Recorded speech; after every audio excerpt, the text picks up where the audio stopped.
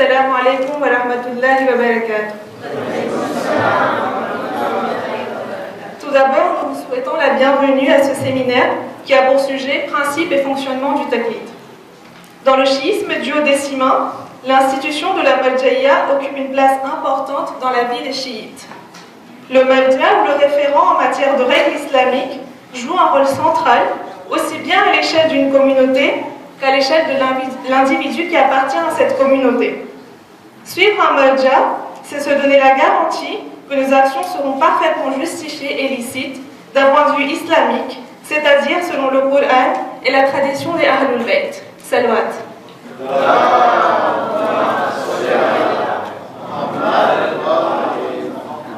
L'acte de suivre de manière absolue un marja se traduit en langue arabe par le terme taqlid, qui consiste à suivre les jugements juridiques du juriste compétent dans l'acquittement de nos devoirs religieux.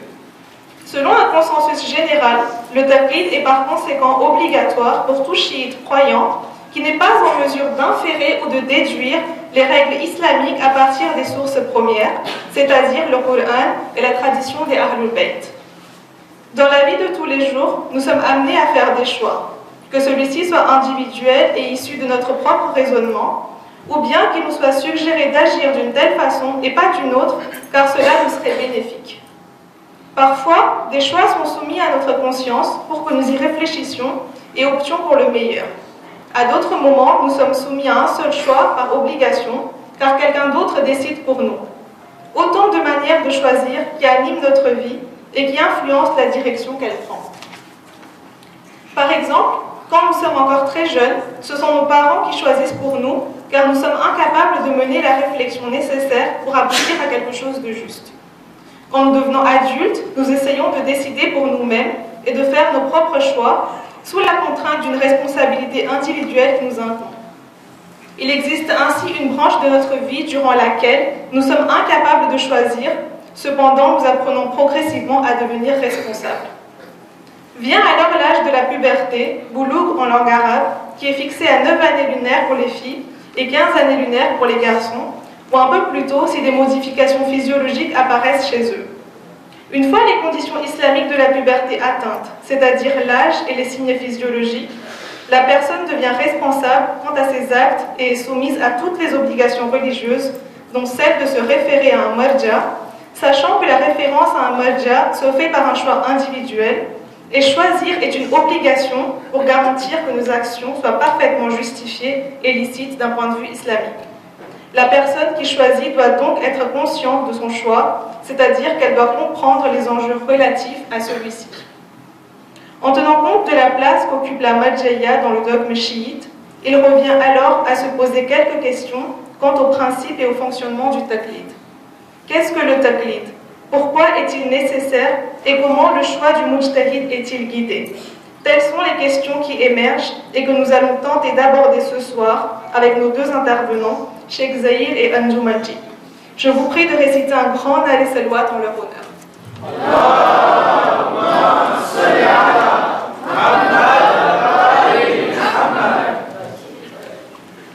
أعوذ بالله من الشيطان الرجيم بسم الله الرحمن الرحيم الحمد لله رب العالمين الصلاة والسلام على سيدنا محمد وعلى آله الطيبين الطاهرين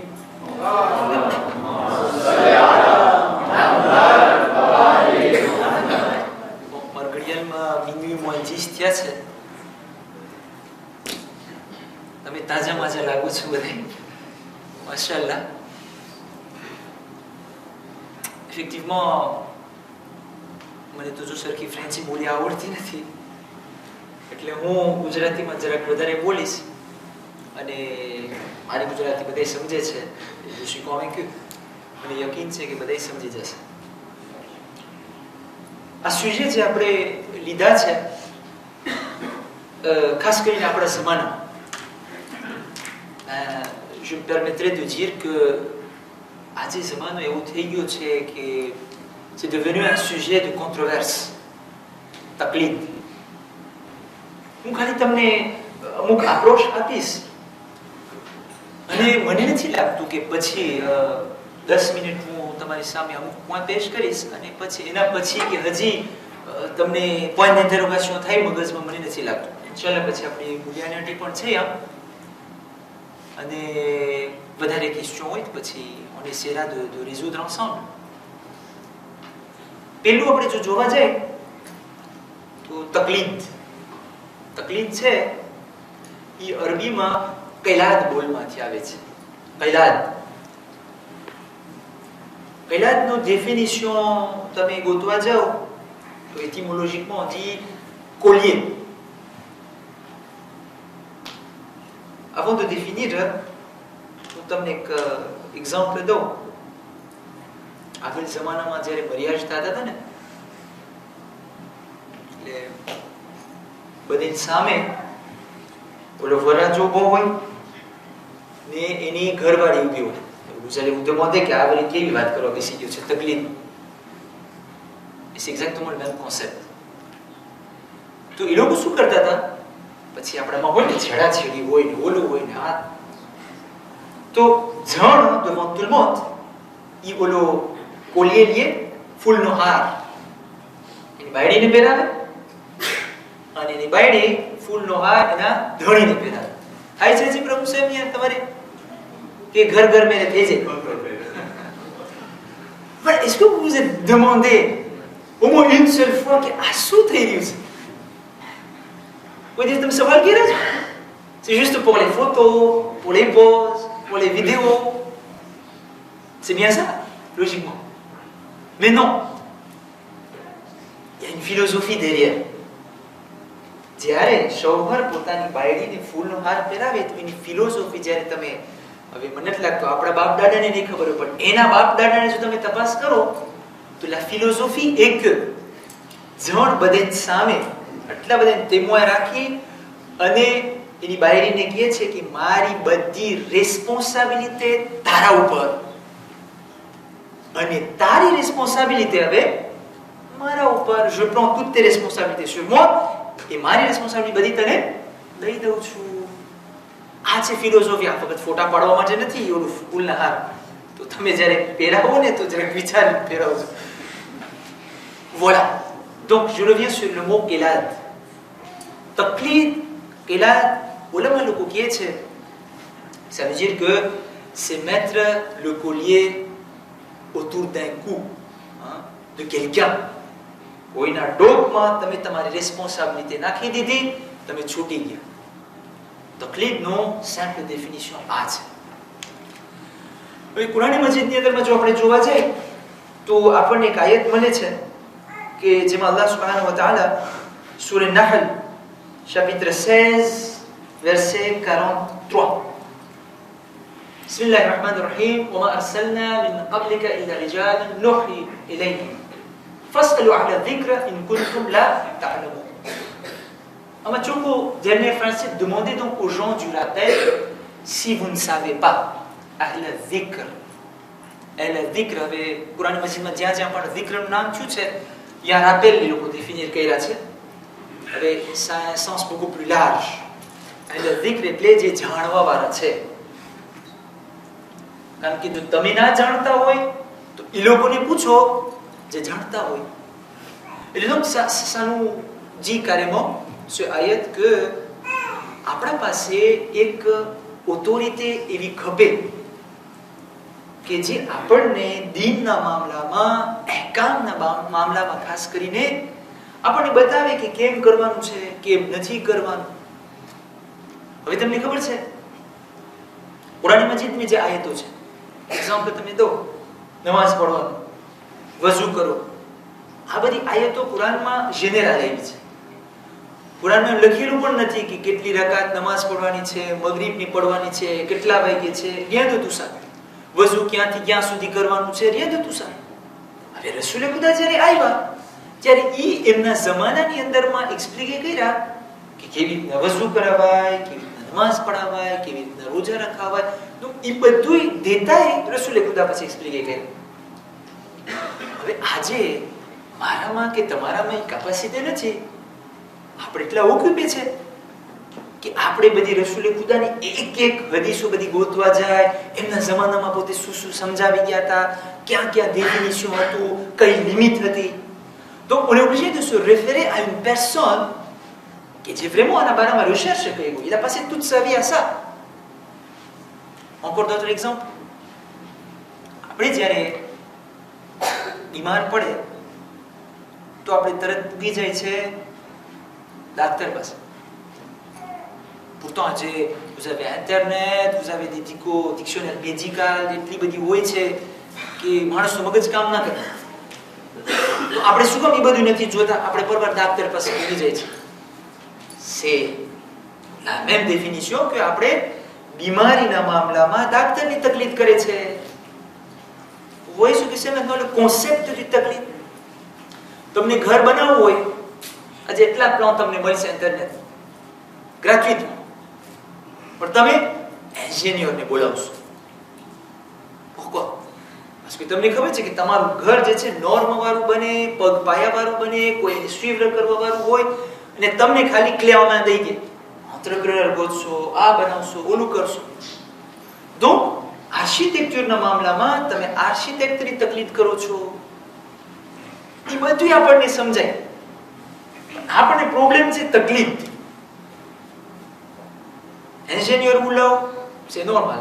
doctor પાસે હું જાઉં, c'est normal. પણ માણસોને problem ત્યારે છે કે તકલીફ શું કામ છે? Je ne sais pas si vous êtes intérieurement en vous, vous êtes convaincu ou pas. Moi, je le suis en tout cas. Et je vais essayer de, Inch'Allah, un petit peu વધારે expliquer કરશે. હું ખાલી approach કરું છું. આ મામલાની અંદરમાં પણ આ જ પ્રમાણે આપણને તકલીફ કરવાની છે. On doit suivre quelqu'un qui s'y connaît. Nous, on ne connaît pas.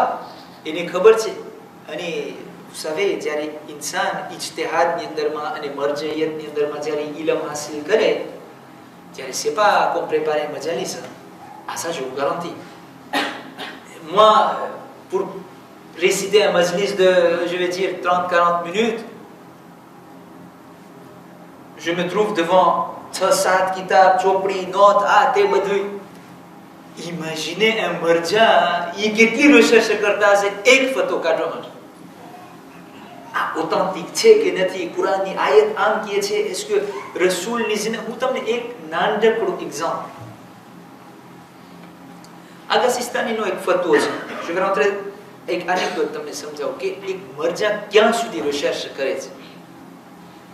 આગા સિસ્તાનીનો ફતવામાં હજનો જે ફતવો છે એમાં હજના મસાઇલમાં એક મસાઇલ ઈ છે કે એહરામની હાલતમાં તમારા કાન ઉવેર ના હોવા જોઈએ. તમે ઠંડી પડતી હોય, તમે આ કાનને કુવરીર ના કરી શકો. તો એવામાં આગાને જ્યારે રૂબરૂ એક માણસ ગયો ને પૂછ્યું કે ટેલિફોન કરી શકે? C'est une question. તમે ટેલિફોન કરો તો કાન ઢંકાઈ જાય. À ce moment-là, qu'est-ce qu'on fait? તો આગળ કીધું કે ટેલિફોન ના કરી શકો. માણસોએ કીધું કે હવે ટેલિફોન ના કરી શકાય જ્યાં સુધી તમે એહરામમાં હોય. પણ આજે ટેલિફોનમાં તો કિટ મે લીબ્રે આવી ગયા છે. તમે ઓપાર્ડરમાં નાખીને વાતો કરી શકો છો. કાન કુવરીર ના કરો. તો અમુક માણસો કીધા કે આગાની પોસિબિલિટી નહીં ખબર હોય કે અજાણ્યામાં ફોન નીકળી ગયા છે. ભાઈ ઓય માણસનું મગજ ક્યાં સુધી પહોંચે છે? કોમ કોક entre guillemets આગા સિસ્તાને બિચારા એને શું ખબર પડે? નજફમાં બેઠા હોય કે અહીંયા આઈફોન પણ નીકળી ગયા છે ને આમ છે ને તેમ છે ને. તો ઈ માણસ ગયો એટલે કીધું કે આગા તમે મને કહી શકો કયા ભાસથી તમે આ ફતો કાઢ્યા છો? તમે કોઈ દિવસ ડાક્ટરને પૂછ્યા છો કે તમે કયા ભાસથી આ મને દવા લખી દો છો? jamais બોલું તમે કોઈ દિવસ આપણે નથી પૂછતા. પણ il y a des gens qui osent. મારા જેવા ઇન્સાન, મારા જેવા, હું એમ કહું કાંઈ નથી જાણતો, rien du tout. આપણે આગળ સિસ્તાનીને જઈને સવાલ તો બીજા અહીંયા દુઆ લેવાની વાત તો એક ઠેકાણે, પરવાર સવાલ કરે કે આ તમે ફતો ક્યાં કાઢ્યા? આગળ એને જવાબમાં કીધું કે 7મા ઇમામના જમાનામાં એક માણસ હજ કરવા આવ્યો તો નેજ પડતું હતું અને ઇમામ અલૈહિસ્સલામ જે છે પોતે એનું કાન ઢાંક્યા હતા. એના પછવાડ એક બીજી ફિલોસોફી હશે જે આગળને દેખાણી હશે, પણ એ બાપા તું તે ભલે. તો પોતે કીધું ઈ રિવાયતમાંથી હું એતુત કર્યો, કુરાનની આયત લઈને અને ઇમામ 7મા ઇમામના જમાનામાં જે આ વાક્યો બન્યો ઈ ભાસથી હું ફતવો કાઢું છું કે કાન કુવરીર ના કરાવાય.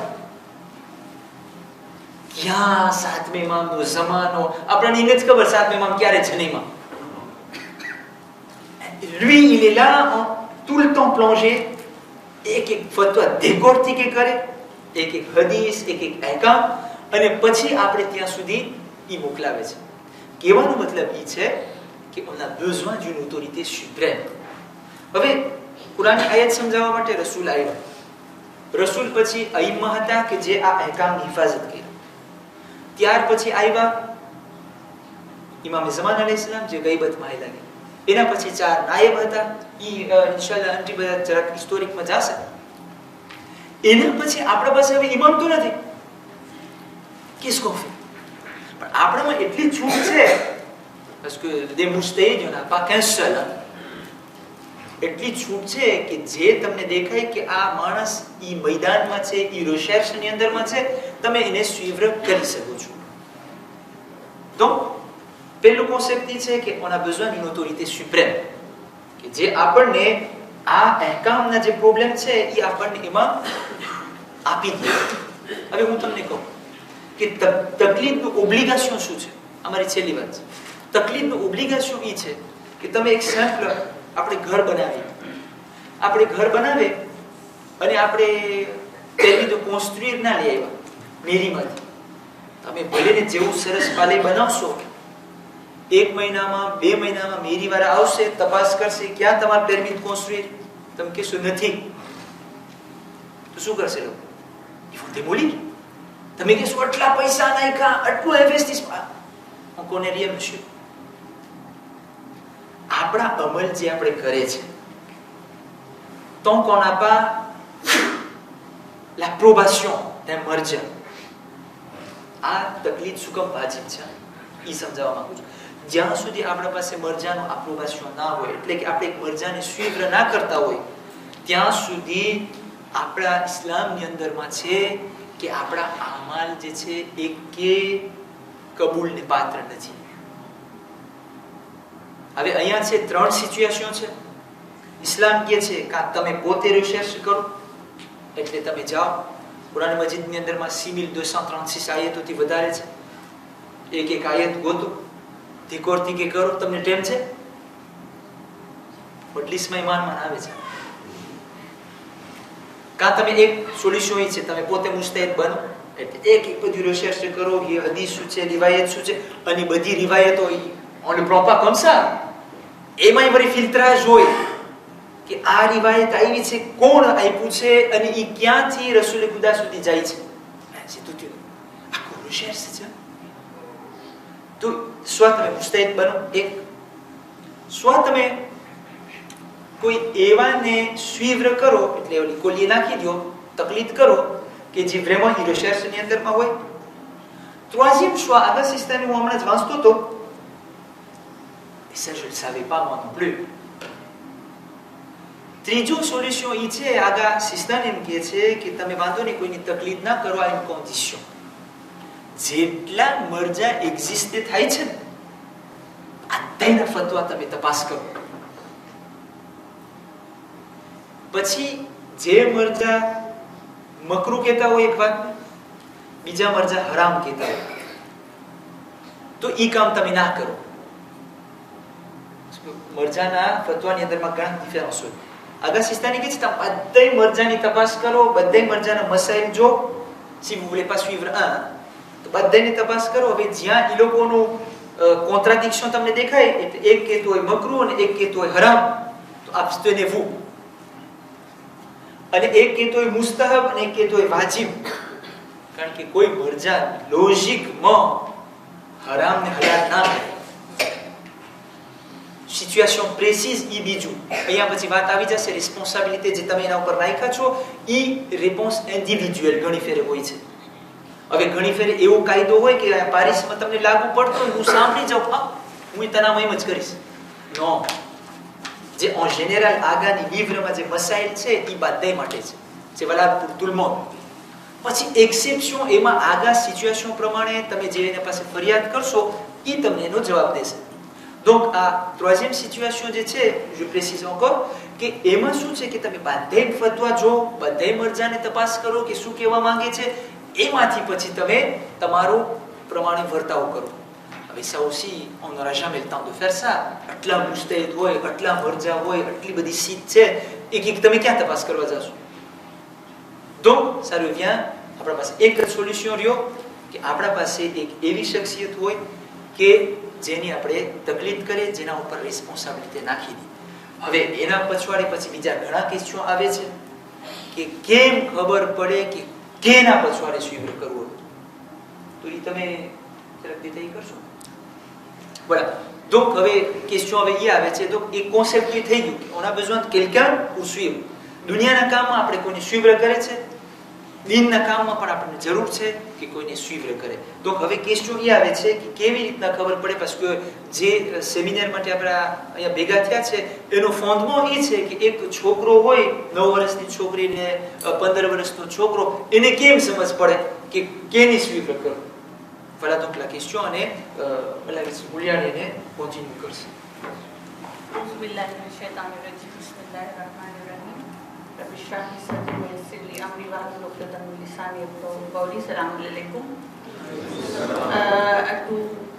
સરસ મજાનું આપણને ડિટેલ મળ્યું. હવે હું કોશિશ કરીશ કે આગે કન્ટિન્યુ કરું કે તકલીફ જે છે એ આપણી શરીયતમાં એમ નથી કે એ 12મા ઇમામ પછી આવ્યું છે.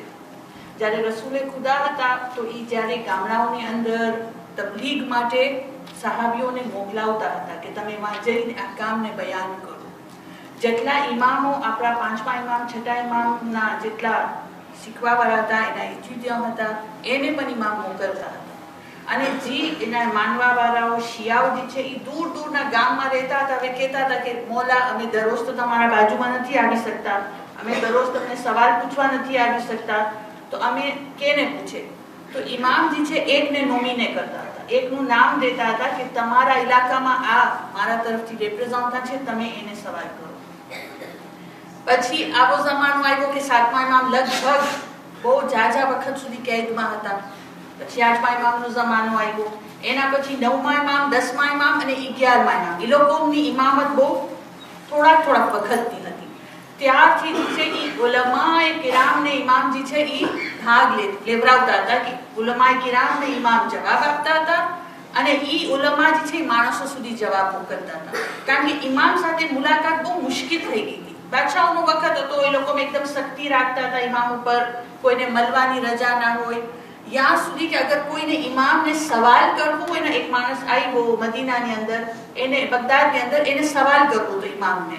એના ઘરનો કંઈક મસલો હતો, પણ એને બધાએ કીધું કે તને ઇમામ પાસે જવાની રજા નહીં મળે. જો તું આંખે આવી જઈશ તો તને મારી નાખશે, તને રજા નહીં મળે ઇમામ સુધી જવાની. તો એ વિચાર કર્યો કે હું શું કરું. તો એ બેઠો હતો તો એને એક બકાલા વેચવાવાળો, લેગ્યુમ વેચવાવાળો દેખાણો. એ લેગ્યુમ વેચવાવાળાને કીધું કે તું મને તારા કપડાં દે, તારા બધું સામાન દે, હું તને પૈસા આપું, હું તારા પાસેથી વેચાતો લઈ લઉં. એ બધું સામાન લઈ લીધો. એ બધું ટોકરો કપડા એના પહેરી અને ઇમામના ઘરે આવ્યો. ઇમામે પોતાના ગુલામને મોકલ્યો અને આ માણસ ઈ બાને કે હું બકાલા વેચવા આવ્યો છું, ઇમામની મુલાકાત કરીને પોતાનો સવાલ પૂછી શકે. ઈ જમાનાની અંદર જ્યારે કે આપણા ઇમામ હજી હાજર હતા, હયાત હતા, ત્યારે એટલી મુશ્કેલાત હતી. ત્યારે ઇમામ જે છે એ બીજા ઉલમાને એવી રીતના શીખાડતા હતા કે માણસોને હિદાયત કરે. હવે જ્યારે 12મા ઇમામનો જમાનો આવ્યો તો 12મા ઇમામની તરત જ ગૈબતે સુગરા થઈ. એના અંદર 12મા ઇમામે 4 નાયબ મુકર્રર કર્યા, પહેલા, બીજા, ત્રીજા, ચોથા. એ 4 નાયબ માણસો જેટલા શિયાઓ હતા, એ લોકોના ખુમ્સના પૈસા હોય, ખુમ્સ જેટલા સવાલો જવાબ હોય, એ નાયબને મોકલાવે, નાયબ ઇમામને મોકલાવે અને ઇમામ એને જવાબ આપે, આ નાયબ માણસોને જવાબ આપે. એવી રીતના હવે જ્યારે ચોથા નાયબ ગુજરી ગયા પછી ઇમામે કીધું જેટલા આ બધા મુજતહિદીન છે એ મારા તરફથી તમારા ઉપર હુજ્જત છે, હું એ લોકો ઉપર ખુદાની હુજ્જત છું. એટલે આપણા માટે બધાય ઉલમાનું એહતરામ વાજિબ થઈ ગયું કે હવે આપણને બધાય ઉલમાની ઇજ્જત કરવાની છે, બધાય મુજતહિદીનની ઇજ્જત કરવાની છે, કારણ કે એ લોકો એક રીતથી નાયબે ઇમામ છે. હવે આપણે જોઈએ કે 12મા ઇમામ પછી આજ સુધી જેટલા મુજતહિદીન આવ્યા છે એ લોકો બધાએ ધર્મ બચાવવાની પૂરતી કોશિશ કરી છે. આજે આપણો જમાનો આટલો ઈઝી થઈ ગયો છે, સીટ ખોલી લીધી, સવાલ જોઈ લીધો, જવાબ મળી ગયો. એક જમાનો હતો આ બધું ન હતું. જેને ઉસૂલે કાફી લખી છે કુલૈની, શેખ કુલૈની 400 માઇલ ચાલીને જાતા હતા એક હદીસ લેવા માટે. જેને રસૂલે ખુદાથી કોઈ હદીસ, એના સહાબી, એના નીચે કોઈ એને ખબર પડે કે ફલા ગામમાં એક માણસ પાસે એક હદીસ છે, ઈ બરફ હોય કે વરસાદ હોય, ઈ ચાલીને જાય માં સુધી એક હદીસ ભેગી કરતા હતા. ઈ કરતા ઈ ક્યાંક 19,000 હદીસો ભેગી કરી. ઈ પ્રમાણે કામ મુજતહિદીનનું આજ વર્ષો થયા. હવે આપણા પાસે ચોપડીઓ આવી ગઈ. લેકિન ઈ જમાનાની અંદર મુજતહિદીન બહુ સખત વખતની અંદર મહેનત કરીને કામ કરતા હતા. બાદશાહને જો ખબર પડે કે આ ઇમામ અલીને માનવા વાળો છે ને આના પાસે હદીસો છે, પકડીને લઈ જાય. એક આલિમ હતા, ઈ આટલી હદીસો ભેગી કરી, બાદશાહને કોઈ રીતે ખબર પડી ગઈ. ઈ મોકલ્યા પકડવા માટે. જેવા એને પકડવા માટે આવ્યા, ઈ જ મોલા આલિમના ઘરમાં એની બેન પણ રહેતી હતી. જ્યારે ઈએ જોયું કે આ સિપાહી છે મારા ભાઈને પકડીને લઈ જશે, બજાય કે પોતાની ભાઈની યાદી કરે, ઈ ઘરના અંદર ગઈ, જલ્દી ખાડો ખોઈદો અને બધી ચોપડી એના અંદર દફન કરી નાખી. 14 વર્ષ ઈ મુજતહિદ કેદ માર્યા. 14 વર્ષ ને ઈ ચોપડી ઢાંકેલી જમીનના અંદર. એની બેનને બીક લાગતી હતી કે જો હું ખોલીશ કોઈ જાસૂસ હશે, બધું મારી ભાઈની મહેનત પાણીમાં હાલી જશે. 14 વર્ષ પછી જ્યારે ઈ મુજતહિદને કઈ સબૂત ના મળ્યો, એને છોડવામાં આવ્યા. ઈ ઘરે આવ્યા, સૌથી પહેલા એ યાદી કરી કે મારી હદીસો બધી ક્યાં ગઈ. જ્યારે કાંઈ નહીં, તો જમીનના અંદર હતી, ઘડી ઉડી ગઈ હતી, ઘડી પાના ફાટી ગયા હતા, પણ લગભગ ઘણું કામ એનું બચી ગયું હતું. તો એવી રીતના આ હદીસો આપણા સુધી આવી છે. હવે જ્યારે ઉલમાએ કિરામ આના અંદર રિસર્ચ કરે છે, તો એક ફતવાના પછવાડે એ લોકોની 400 અને 500 હદીસ હોય છે. એના ઉપર એ લોકો મનન કરી, વિચાર કરી, મહેનત કરીને એક ફતવો કાઢે છે. લોકો એક ફતવો, એટલી મહેનત એક ફતવાના પછવાડે હોય છે.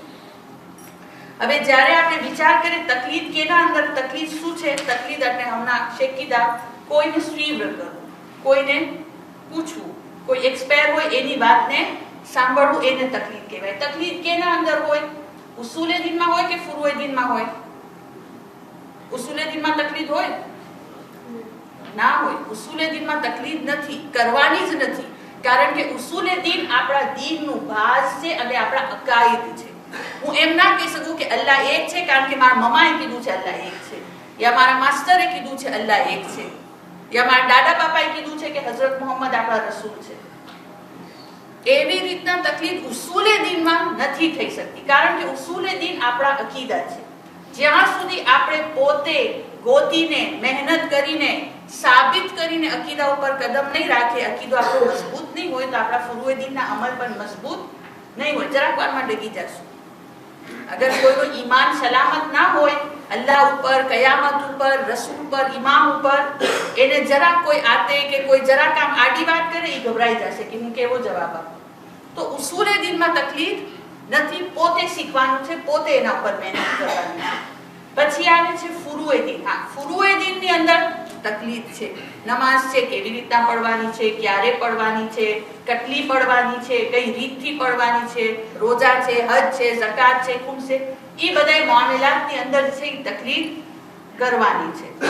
હવે આપણે જોઈએ કે ઇસ્લામની અંદર ઇલ્મની બહુ તાકાત છે, ઉલમાની બહુ ઇજ્જત છે, એહતરામ છે ઇસ્લામની અંદર. શા માટે?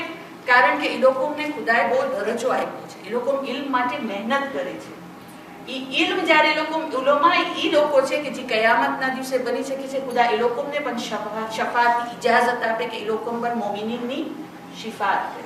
હવે જ્યારે તકલીફની વાત આવે છે તો આપણને શું કરવાનું છે, કેવી રીતના આપણે સમજી શકીએ કે શું કામ હું તકલીફ કરું. હવે ઘણી વખત તમને ખબર છે ને, આપણે જ્યારે પૂર્ણમાં બહાર નીકળે તો હમણાં કેટલા દિવસ બત્તી નહોતી, બહાર એટલું અથારું હતું, તો આપણે શું કરતા હતા? ફોન બારતા હતા, ટોર્ચ બારતા હતા. ફોનમાંથી હવે તો ટોર્ચ લેવાની જરૂર નથી, ફોનમાં બધા એના ટોર્ચ છે, ટોર્ચ બારતા હતા. હવે જો હું બહાર નીકળું, આખા રસ્તામાં અંધારું હોય ને મારા પાસે ફોન ના હોય તો હું શું કરીશ? કોઈને ગોતીશ ના, કે જેના પાસે ફોન હોય તો જરાક બત્તી બારે. મારા પાસે બે રસ્તા છે, યા તો અંધારામાં ચાલુ, યા તો કોઈ પાસેથી ને બત્તી માંગુ. તો હવે અંધારામાં હું એકલી ચાલતા તો બીસ, તો શું કરીશ? કોઈ પાસેથી ને બત્તી માંગીશ કે તું મને બત્તી, તું મોર હાલ તારી બત્તી સાથે, તો હું તારા પછવાડે ચાલુ. તકલીફ એ જ છે કે આપણા પાસે આટલું ઇલમ નથી કે આપણે પોતાનો રસ્તો રોશન કરી શકીએ, તો આપણે એના પછવાડે ચાલે જેના પાસે બધી છે. આ છે તકલીફ કે ઇન્સાન જે છે એ કોઈ